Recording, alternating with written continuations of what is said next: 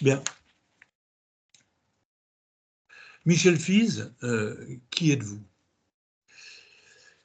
Il est souvent convenu par ceux qui n'ont jamais tenté l'expérience, parce que c'est bien d'une expérience qu'il s'agit, que l'écriture de ces mémoires est chose aisée, que ça coule de source, et que c'est l'une des expressions les plus simples de l'écriture, de la littérature.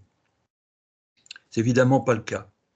Et Michel, il y a quelques semaines, vous m'avez fait parvenir un exemplaire de l'ouvrage « Je rentre chez moi ».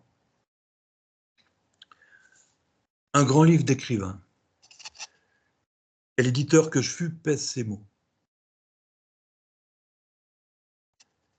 Écrivain, je savais évidemment que vous l'étiez, ayant publié plusieurs de vos ouvrages, qui n'avaient toutefois pas pure vocation littéraire, puisqu'étant des travaux sur des sujets sociétaux précis. J'ai pu découvrir l'intense travail que vous avez accompli pour la réalisation de cet ouvrage. Un livre qui dit énormément de choses sur vous, à l'évidence, mais sur la mémoire, sur la vie, qui démontre par son intensité et la puissance des émotions profondes qu'il suscite chez son lecteur, la grande difficulté de la tâche. Les miroirs de la mémoire peuvent produire des espaces sans fond et des douleurs sans bornes. Une sorte d'éternel retour, selon le précepte célèbre de Nietzsche, vertigineux. Borges disait que pour créer un labyrinthe, il suffisait de placer deux miroirs face à face.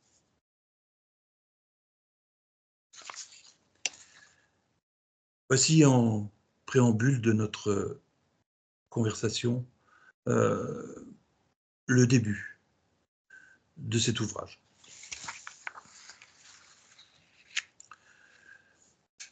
Selon une habitude que la médecine jugeait des plus recommandables, je m'étais assoupi après le déjeuner sur le sofa de velours vert de mon cabinet de travail, sujet à l'insomnie.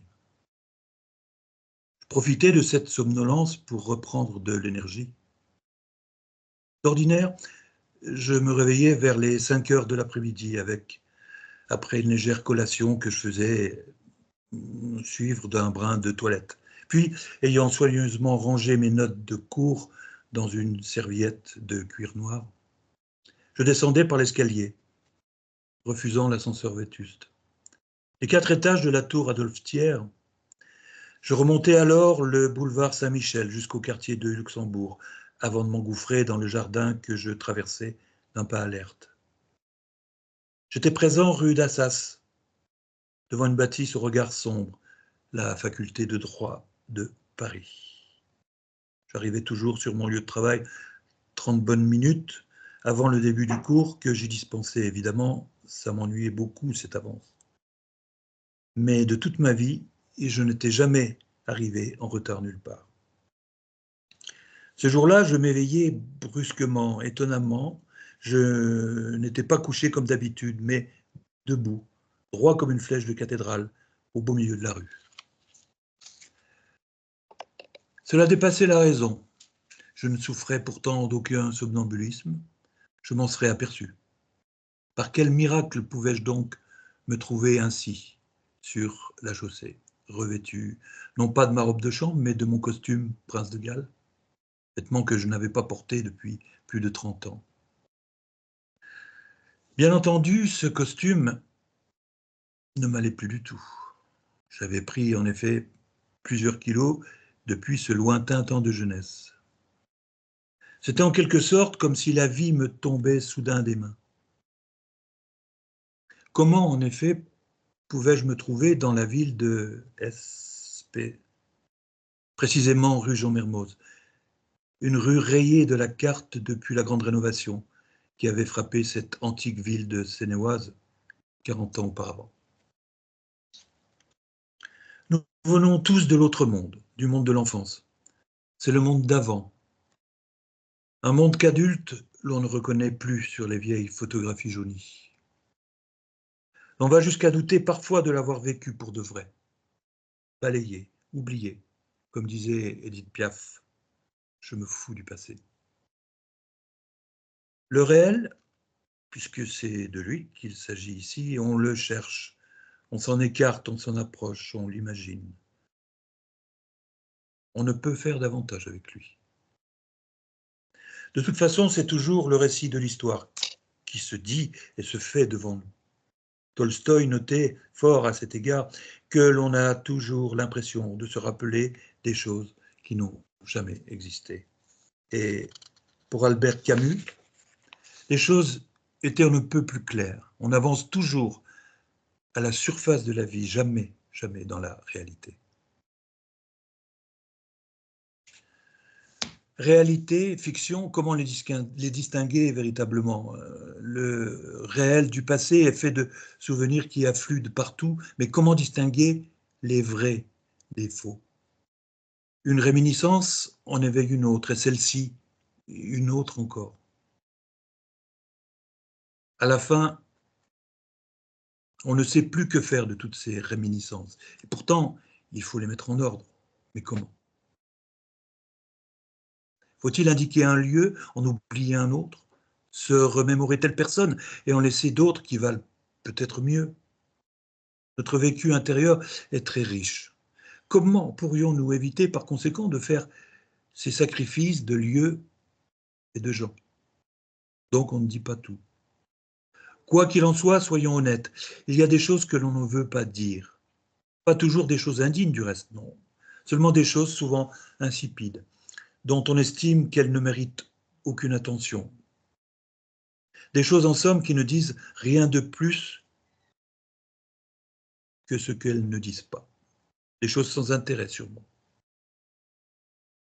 Il y aurait donc, si nous suivions cette démonstration, de vrais et de faux souvenirs.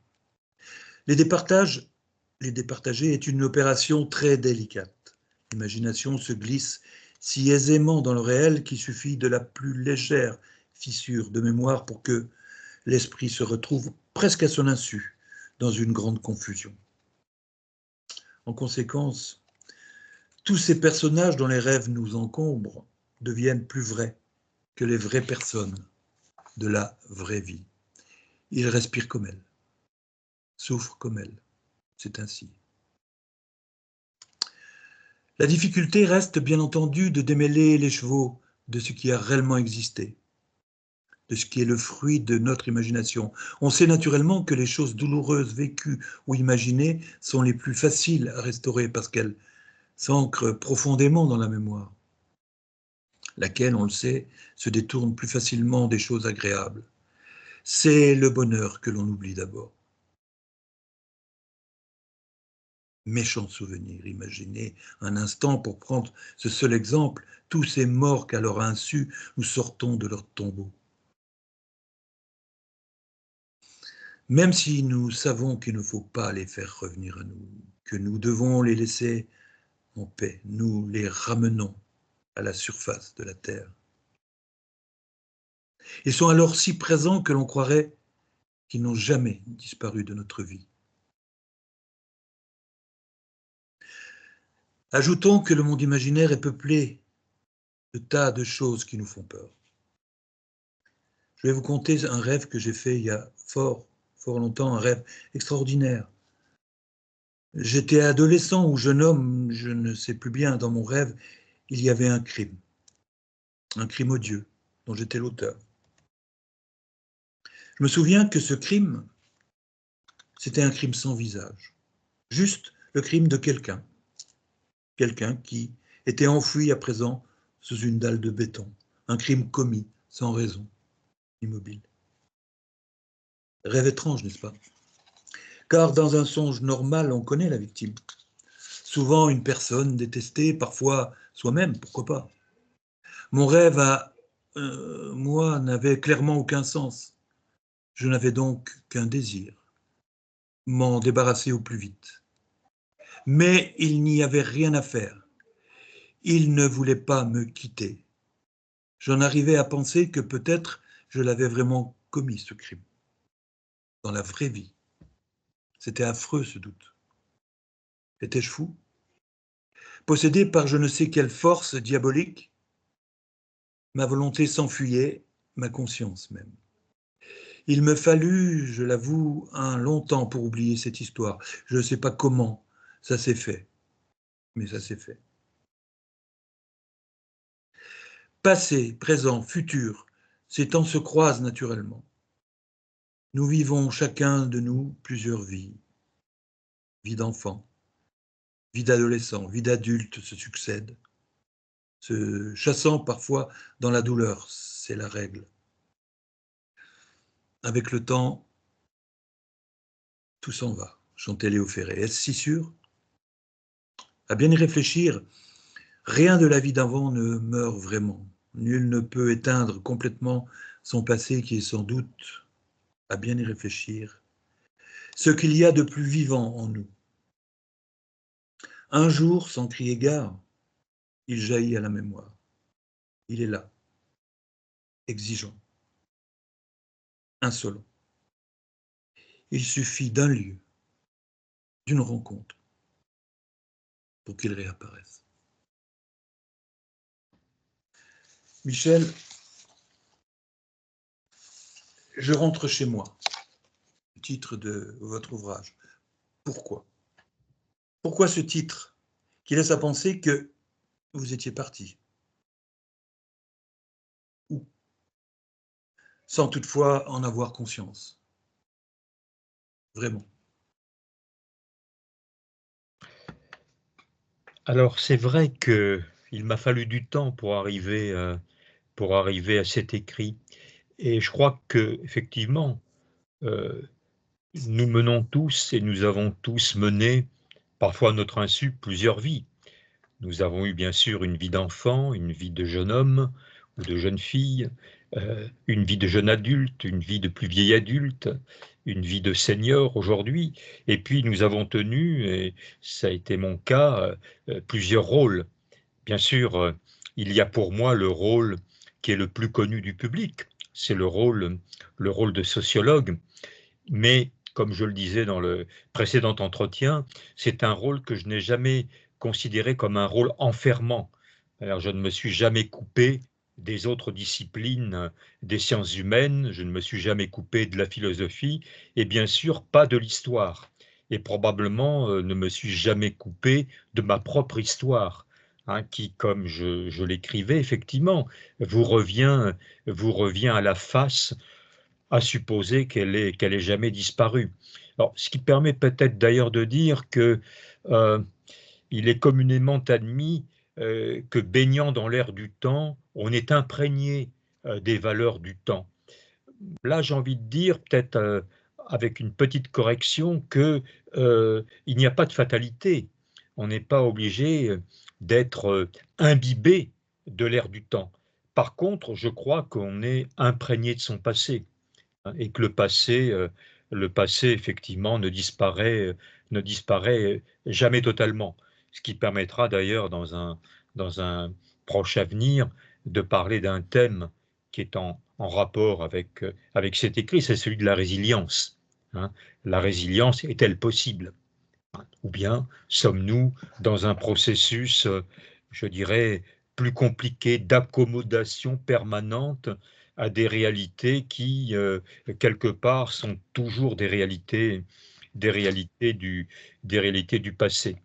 Alors, euh, je n'ai pas eu conscience de rédiger des mémoires, hein, en écrivant ce texte.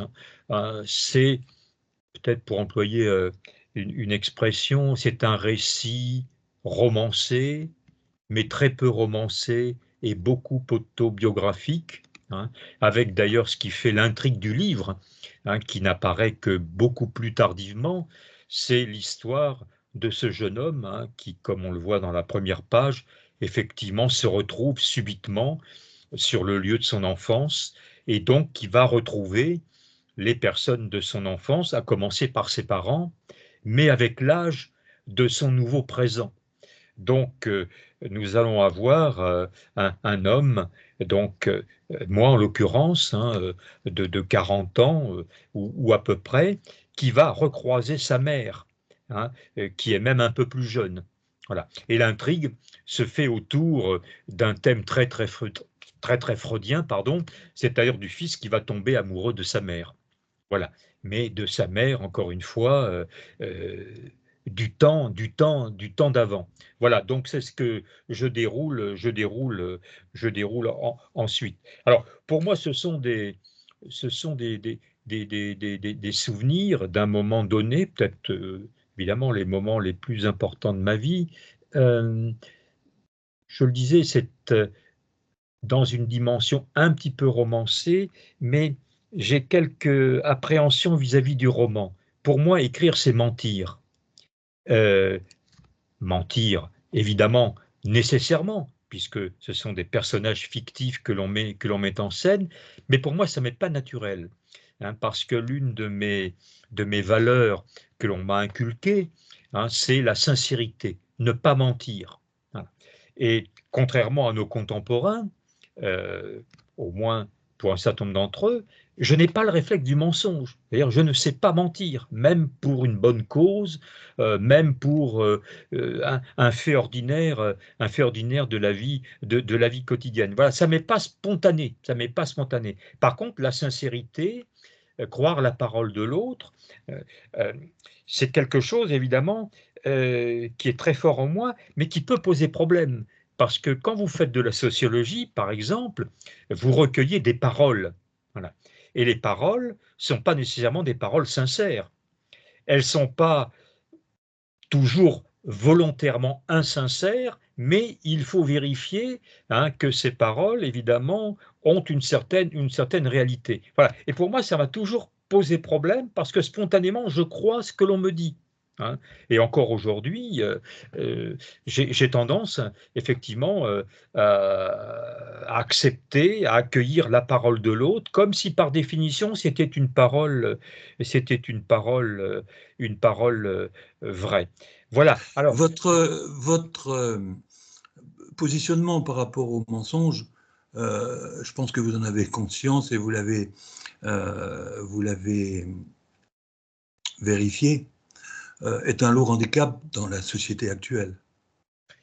oui, absolument, absolument. Ce qui m'a d'ailleurs conduit à écrire il y a quelques années, non pas une trilogie, mais enfin presque, hein, puisqu'il n'y avait que 2 tomes, un tome sur le mensonge précisément et sur la méchanceté, bon, dont on se rend compte aujourd'hui qu'elles sont devenues comme des valeurs cardinales et même considérées comme des valeurs positives. Hein. Donc, il faut mentir, il faut savoir jouer des coudes, il faut savoir s'imposer, voilà, quitte à utiliser des moyens qui sont peu conformes à la morale. Bah, ce sera d'ailleurs le thème d'un livre que je sortirai l'année prochaine, hein, qui est provisoirement intitulé Tu aimeras ton prochain comme toi-même, hein, où j'appelle à une sorte de réarmement moral, donc au sens du sociologue, hein, c'est-à-dire non pas un ordre moral, hein, quelque chose qui serait une sorte de précepte intangible, valable pour tous. Non, au sens tout simplement de valeurs, de règles, de références, hein, donc des termes qui permettent d'assurer le vivre ensemble, le bien vivre ensemble. Il n'y a pas de Mais, société qui ne soit un temps soit peu ordonné. mais revenons à votre ouvrage, dont effectivement, on se connaît bien et je sais, Le voici donc pour et, une je couleur connais bleue. justement, je connais votre pudeur par rapport à tout ce qui est intime. Et quoi de plus intime qu'un ouvrage de, de mémoire, de souvenir, pour reprendre le terme que vous préférez. Oui, alors cet ouvrage est aujourd'hui disponible sur Amazon. Tout à fait. Voilà. Donc, en attendant peut-être une édition plus classique et plus traditionnelle. Tout à Maintenant, fait. Aussi. les choses étant ce qu'elles sont. Mais pour revenir au titre, je rentre chez moi, vous n'avez pas vraiment répondu à ma question. Ça signifierait que aujourd'hui et maintenant, vous ne vous sentez pas chez vous. Eh bien, j'ai peut-être perdu effectivement mon vrai chez moi, hein, qui était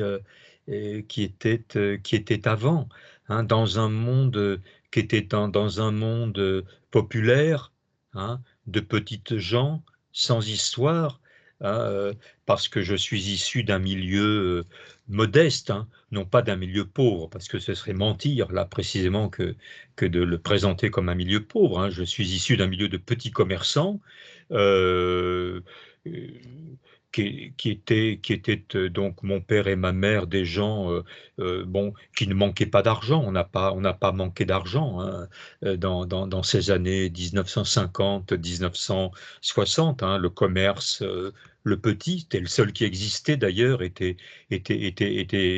florissant.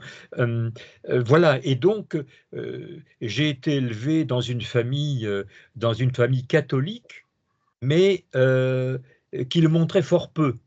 D'abord, elle n'était pas pratiquante, hein.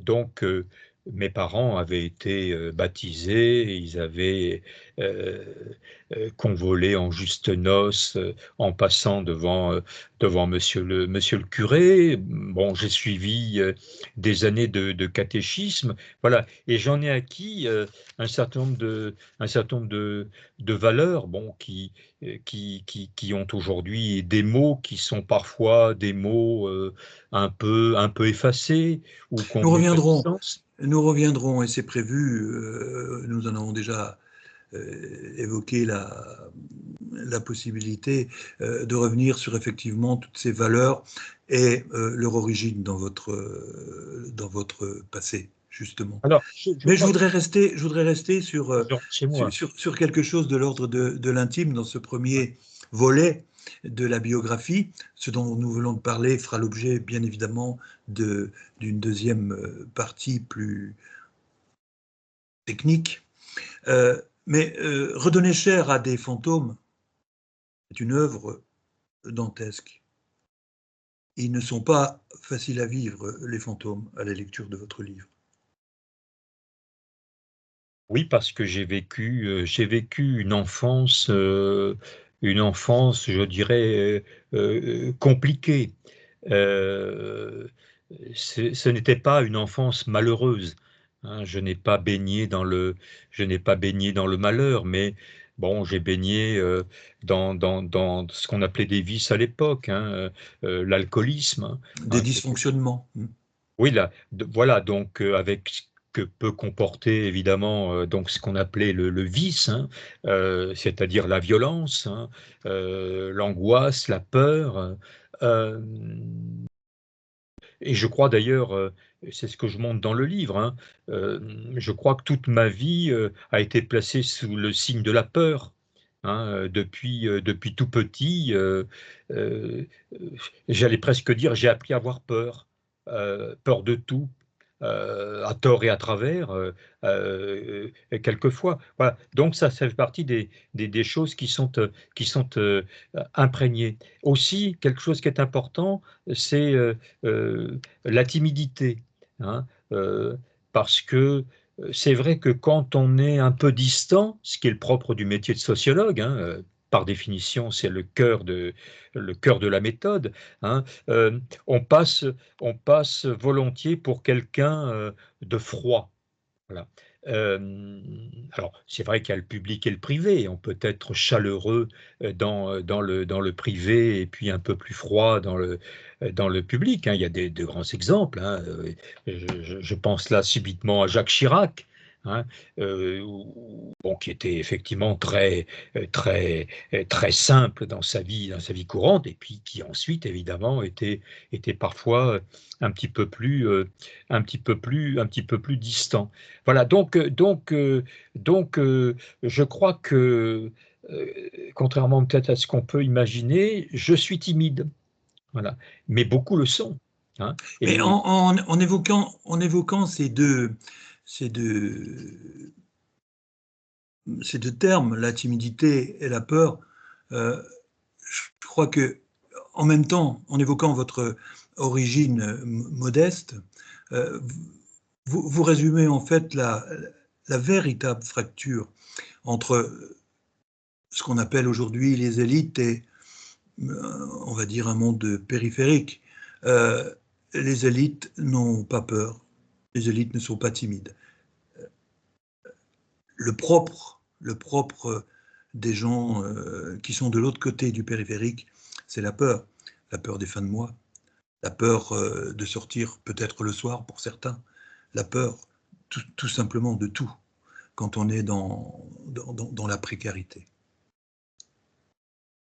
Alors j'ai connu cette peur et j'ai connu quand même un temps de précarité parce que, bon, comme je le raconte dans le livre, j'ai perdu mes parents très jeunes, hein. J'ai perdu mon père, j'avais 11 ans, j'ai perdu ma mère, j'en avais 20 et donc je me suis retrouvé, dans des soucis, financiers par rapport à un commerce qui n'était plus aussi florissant et que je devais malgré tout continuer à gérer. Voilà, donc j'ai connu la période, comme on dit, des vaches maigres, hein, où quand on ouvre son frigo, ben on ne trouve rien, voilà, et qu'on déniche un morceau de pain dur. Hein. J'ai connu l'époque du pain dur quand j'étais jeune étudiant.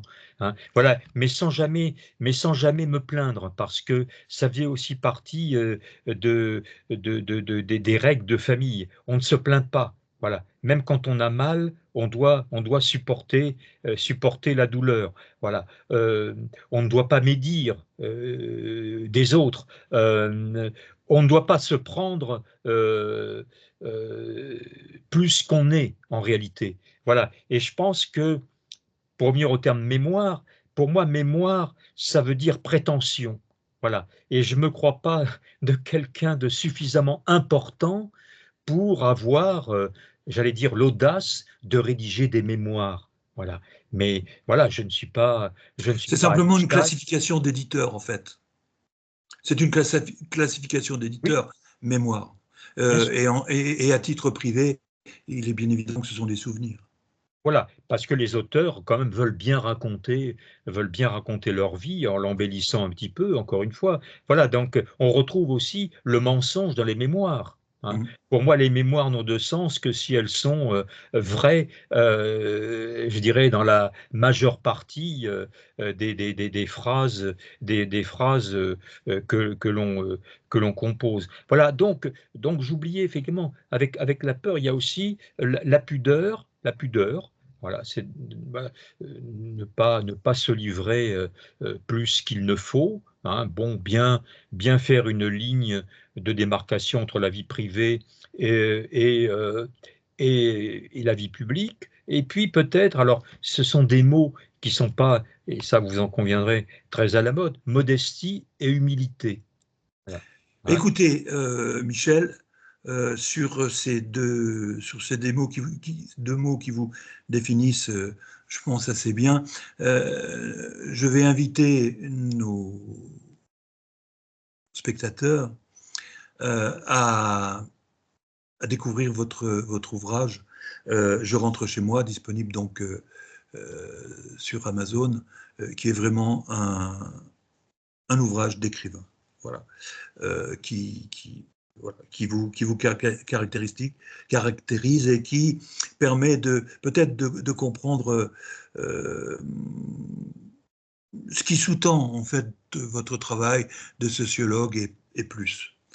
Voilà, donc je vous donne rendez-vous nous donnons rendez-vous pour le prochain épisode qui touchera encore votre biographie, même si vous n'aimez pas le terme, de façon un peu plus technique par rapport aux personnes que vous avez pu rencontrer et qui ont, que ce soit familial dans votre enfance ou professionnel, qui ont qui ont contribué à faire ce que vous êtes en fait. Voilà. À bientôt donc. Au revoir.